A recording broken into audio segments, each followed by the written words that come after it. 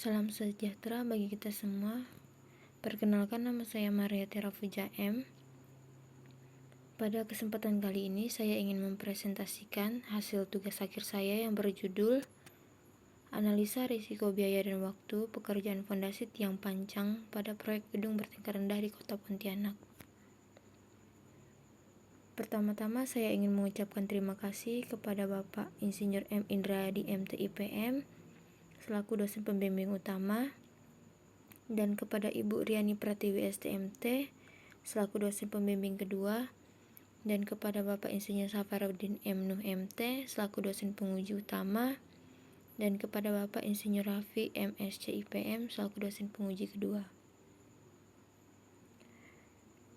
Bab 1 pendahuluan terdiri dari latar belakang, rumusan masalah, tujuan penelitian, manfaat penelitian, dan batasan masalah. Adapun yang melatar belakangi saya mengambil judul penelitian ini yaitu seiring dengan perkembangan zaman pada bidang konstruksi berpengaruh pada meningkatnya pembangunan gedung bertingkat di Kota Pontianak untuk mengurangi penggunaan lahan. Salah satu pekerjaan penting dalam pembangunan gedung adalah pekerjaan fondasi, di mana berfungsi sebagai menerima beban di atasnya dan kemudian menyalurkan pada tanah di bawahnya. Fondasi sendiri terdiri dari dua jenis, yaitu fondasi dangkal dan fondasi dalam. Namun yang biasa digunakan dalam pembangunan gedung bertingkat rendah di Kota Pontianak ini yaitu fondasi dalam tipe tiang panjang. Dalam pekerjaan fondasi bisa mengalami keterlambatan dan pemborosan biaya, sehingga dibutuhkannya manajemen risiko, biaya, dan waktu. Adapun rumusan masalah dalam penelitian ini yaitu apa saja faktor-faktor risiko, biaya, dan waktu, serta langkah yang diambil untuk mengatasi risiko, biaya, dan waktu pada pekerjaan fondasi tiang panjang untuk proyek bangunan gedung bertingkat rendah di Kota Pontianak. Adapun tujuan penulisan yaitu untuk mengetahui faktor-faktor risiko, biaya, dan waktu, serta langkah yang diambil untuk mengatasi risiko, biaya, dan waktu pada pekerjaan fondasi tiang panjang untuk proyek bangunan gedung bertingkat rendah di Kota Pontianak. Dan manfaat penulisan yaitu sebagai bahan referensi bagi pihak kontraktor untuk mengetahui faktor-faktor dan langkah yang diambil untuk mencegah maupun meminimalisir pada pekerjaan fondasi tiang panjang untuk proyek bangunan gedung bertingkat rendah di Kota Pontianak. Adapun batasan masalah yaitu penelitian ini dilakukan berdasarkan perspektif kontraktor serta lokasi proyek di wilayah Kota Pontianak, dan tinjauan risiko yang diteliti hanya pada pekerjaan fondasi tipe tiang panjang dan dilakukan pada pembangunan gedung bertingkat rendah. Dan data-data yang digunakan merupakan data primer berupa data hasil survei dengan cara penyebaran kuesioner dan wawancara langsung kepada responden. Tinjauan pustaka terdiri dari manajemen risiko proyek dan fondasi dalam tipe tiang panjang. Manajemen risiko proyek yaitu langkah untuk memahami dan mengidentifikasi masalah potensial yang mungkin terjadi, mengevaluasi, memonitoring, dan menangankan risiko. Proses dalam manajemen proyek yaitu pertama, perencanaan manajemen risiko, kedua, identifikasi risiko, ketiga, analisis risiko kualitatif, keempat, analisis risiko kuantitatif, dan kelima, penanganan risiko. Fondasi dalam tipe tiang panjang yaitu untuk menyalurkan beban bangunan melewati lapisan tanah yang lemah di bagian atas ke bagian lapisan bawah yang lebih keras. Tahap dalam pekerjaan fondasi tiang panjang yaitu tahap persiapan. Pertama, penentuan alat pemancangan. Kedua, rencanakan set tiang final. Ketiga, rencanakan urutan pemancangan. Keempat, tentukan letak titik pemancangan. Dan proses pemancangannya yaitu pertama, penempatan alat pemancangan. Kedua, tiang pancang diangkat. Ketiga, tiang didirikan. Keempat, ujung bawah tiang didudukkan. Kelima, penyetelan vertikal tiang. Keenam, bagian bawah tiang diklem. Dan yang terakhir, pemancangan dimulai dengan mengangkat dan menjatuhkan hammer secara berkesinambungan. Metode penelitian terdiri dari subjek dan objek, metode pengumpulan data, dan metode analisis data. Subjek dalam penelitian ini yaitu manajemen risiko, biaya, dan waktu, sedangkan objeknya yaitu proyek pembangunan gedung bertingkat rendah di Kota Pontianak. Metode pengumpulan data pada penelitian ini menggunakan kuesioner dengan 2 tahap.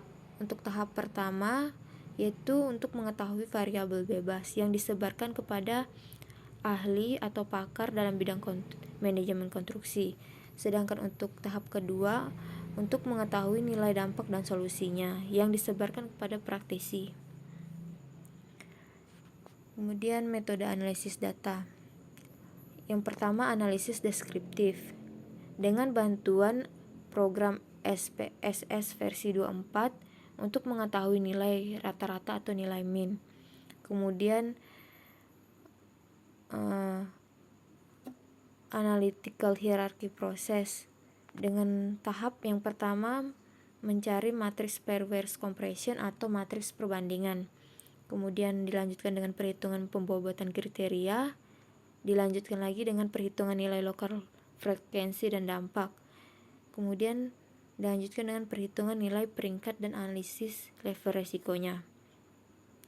Baru ditarik kesimpulan dan solusi hasil peringkat dampak berdasarkan pengolahan data. Kemudian berdasarkan tinjauan dan kesimpulan proyek yang ditinjau. Pembahasan proyek dan tipe fondasi, yaitu dalam penelitian ini yaitu jenis fondasi yang ditinjau adalah fondasi dalam tipe tiang pancang mini-pile yang digunakan pada pekerjaan fondasi pembangunan proyek gedung bertingkat rendah di Kota Pontianak. Untuk proyek yang ditinjau yaitu proyek pembangunan gedung rumah susun Kalimantan Barat. Pengumpulan data untuk kuesioner tahap 1 dengan memvalidasi variabel risiko, biaya, dan waktu pekerjaan fondasi proyek pembangunan gedung bertingkat rendah di Kota Pontianak yang disebarkan kepada 5 akademis atau praktisi yang berpengalaman melebihi 10 tahun. Berikut adalah contoh kuesioner tahap 1-nya. Kemudian data kuesioner tahap 1. Berikut adalah profil pakar untuk validasi variabel yang digunakan dalam kuesioner tahap pertama. Kemudian hasil kuesioner tahap pertama itu sebagai berikut. Di mana validasi pakar yang dihilangkan adalah variabel X11, X28, X29, X30, X31, X32, dan X33. Sedangkan validasi pakar yang ditambah yaitu perubahan fungsi ruangan dari pihak owner. Kemudian kuesioner tahap kedua disebar kepada 30 praktisi menggunakan Google Form dan mengedarkan selebaran. Berikut profil responden. Kemudian pengolahan data, analisis deskriptif menggunakan program SPSS 24. Hasil analisa deskriptif frekuensi paling tinggi seperti pada tabel berikut, yaitu X17. Dan hasil analisa deskriptif dampak terhadap biaya paling tinggi yaitu pada X32. Dan hasil analisa deskriptif dampak terhadap waktu paling tinggi yaitu X32. Kemudian analisis deskriptif min tertinggi frekuensi adalah variabel X17 yaitu terjadinya kecelakaan kerja.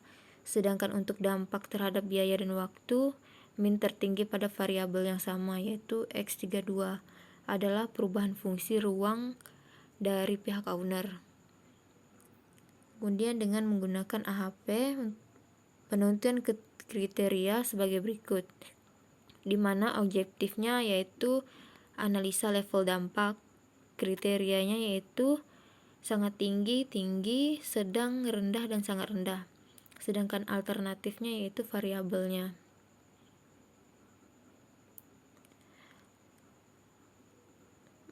Penentuan matriks pairwise compression atau matriks perbandingan dengan menggunakan perbandingan pada tabel berikut.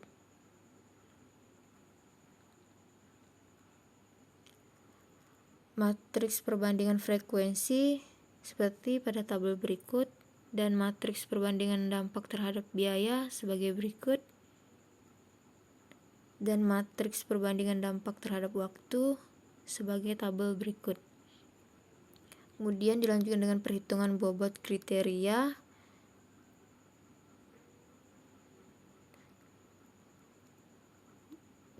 Perhitungan bobot kriteria frekuensi sebagai berikut, di mana hasil pada kolom ini didapat dari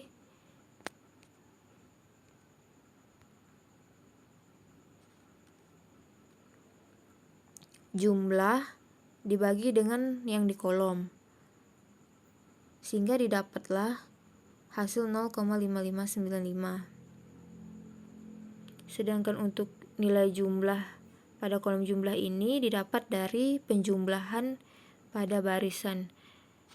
Seperti contoh 0,5595 ditambah 0,6415 ditambah 0,5245 ditambah 0,4286 ditambah 0,36 sehingga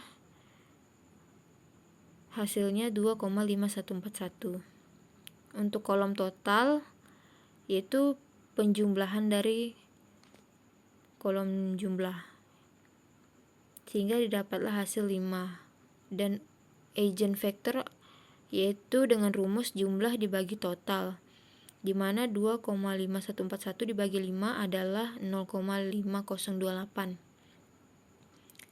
Dengan cara perhitungan yang sama didapatlah hasil perhitungan bobot kriteria dampak terhadap biaya dan perhitungan bobot kriteria dampak terhadap waktu.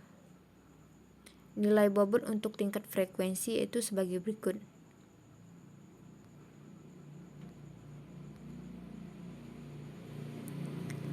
Perhitungan nilai lokal frekuensi dan dampak yaitu dengan cara nilai bobot yang telah didapat dikalikan dengan frekuensinya dijumlahkan sehingga didapatlah nilai lokal. Berikut adalah nilai lokal terhadap dampak biaya dan nilai lokal dampak terhadap waktu. Perhitungan nilai peringkat dan analisis level resiko, yaitu nilai peringkat dampak terhadap biaya sebagai berikut.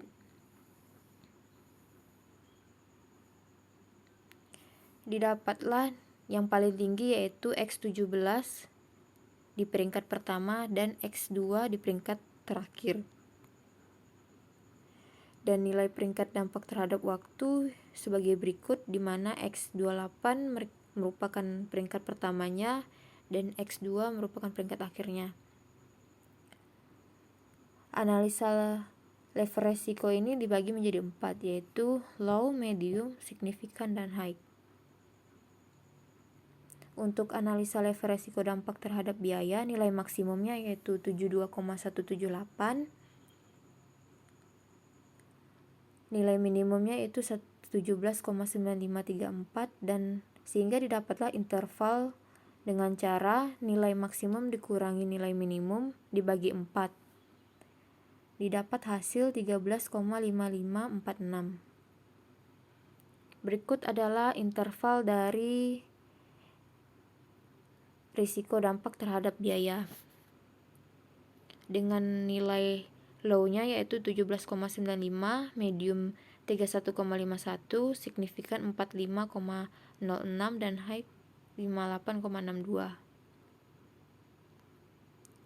Untuk analisis level resiko dampak terhadap waktu, nilai maksimumnya adalah 92,1413 dan nilai minimumnya yaitu 19,6153, sehingga didapat interval 18,1315.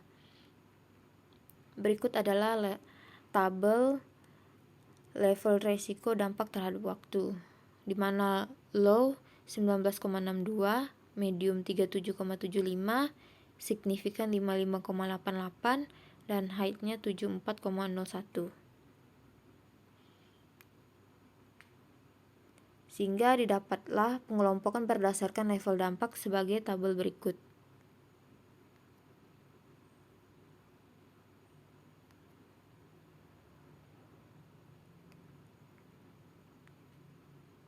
Untuk resiko dominan terhadap dampak biaya dan waktu menggunakan matriks, di mana jika dampak terhadap biaya low dimasukkan ke, dan dampak terhadap waktunya low dimasukkan kepada kolom low dan low, sehingga didapatlah matriks sebagai berikut. Dan didapatlah variabel resiko dominan yang paling berpengaruh pada biaya dan waktu pekerjaan fondasi pada proyek pembangunan gedung bertingkat rendah di Pontianak. Yang pertama, kurangnya pengawasan pada pekerjaan di lapangan X17. Kedua, produktivitas tenaga kerja yang tidak sesuai perkiraan X15. Rendahnya produktivitas alat berat yang dipengaruhi umur alat X18. Dan keterlambatan pengiriman material ke lokasi X23. Dan rendahnya produktivitas alat berat yang dipengaruhi spesifikasi alat X19. Berikut adalah kurva S pada proyek yang ditinjau. Berdasarkan kurva X di atas, dapat dilihat bahwa pada pekerjaan fondasi proyek pembangunan rumah susun Kalimantan Barat selesai dengan tidak mengalami keterlambatan. Akan tetapi, tahap mulai terjadi keterlambatan karena terjadinya kendala pada berkas yang diperlukan. Pekerjaan ini bisa selesai tanpa keterlambatan karena produktivitas tenaga kerja dan alat berat yang baik, sehingga walaupun terjadi keterlambatan dalam memulai pekerjaan, bisa selesai tepat waktu. Kesimpulan dan saran. Adapun kesimpulan dalam penelitian ini yaitu, pertama, faktor peringkat pertama yang mengakibatkan keterlambatan dan pemborosan biaya pada pekerjaan pondasi tiang pancang pada pembangunan gedung bertingkat rendah berdasarkan nilai total dampaknya adalah kurangnya pengawasan pada pekerjaan di lapangan yaitu X17 dengan nilai dampak terhadap biaya yaitu 72,172 dan nilai dampak terhadap waktunya 66,238 dengan nilai total dampak yaitu 138,410. Kemudian berikut ada faktor dominan lainnya seperti pada tabel berikut. Dan yang ketiga, tindakan untuk mencegah faktor-faktor dominan dampak terhadap biaya dan waktu. Kurangnya pengawasan pada pekerjaan di lapangan dengan cara perlunya dilakukan beberapa hal seperti kualitas dan kinerja pengawas yang perlu ditingkatkan dengan cara mengikuti pelatihan secara berkala. Untuk kedisiplinan pengawas, perlu tegas dalam menegur pekerja jika terjadi kesalahan dalam pekerjaan. Untuk produktivitas tenaga kerja yang tidak sesuai perkiraan, perlunya memperhatikan tenaga kerja terlebih dahulu dengan mempertimbangkan aspek umur, pengalaman kerja, dan pendidikan formal agar menciptakan upah dan keseimbangan dengan tingkat produktivitas tenaga kerja yang tinggi sehingga dapat mengurangi kerugian biaya dan waktu dan mengganti tenaga kerja yang memiliki performa yang buruk dalam pekerjaan dengan tenaga kerja yang lebih berpengalaman, meningkatkan kedisiplinan pada pekerja agar pekerja lebih fokus pada pekerjaan, agar tidak terjadinya kesalahan dan tindakan yang menghambat pekerjaan. Rendahnya produktivitas alat berat yang dipengaruhi oleh umur alat. Perlunya mengetahui umur alat berat, sebelum memesan alat berat dan memilih alat berat yang tidak melampaui umur kegunaan. Kemudian keterlambatan pengirim material ke lokasi. Pemesannya yang lebih awal sehingga mengurangi waktu keterlambatan. perhitungan dalam menyesuaikan waktu sampai material dari lokasi pengiriman ke lokasi pengerjaan. Kemudian yang terakhir, rendahnya produktivitas alat berat yang dipengaruhi oleh spesifikasi alat. Diperlukannya pilihlah spesifikasi dan jenis alat yang sesuai dengan produktivitas pemancangan tiang pancang dan lokasi pemancangan. Kemudian ada saran yang dapat saya berikan dalam penulisan ini, yaitu untuk pihak kontraktor sebagai pihak pelaksana diharapkan lebih mempersiapkan lebih matang lagi dalam perencanaan sebelum memulai pekerjaan, sehingga tidak terjadinya keterlambatan dalam memulai pekerjaan. Kemudian berdasarkan hasil analisis data sebelumnya, perlunya pengawasan yang lebih disiplin dan perhitungan produktivitas tenaga kerja dan alat berat yang lebih baik dengan cara menyeleksi pekerja yang dipekerjakan dalam proyek. Dan yang terakhir, bagi penulis penelitian selanjutnya, perlu ditambahkan lagi variabel risiko terhadap biaya dan waktu dalam pekerjaan fondasi proyek pembangunan gedung bertingkat rendah.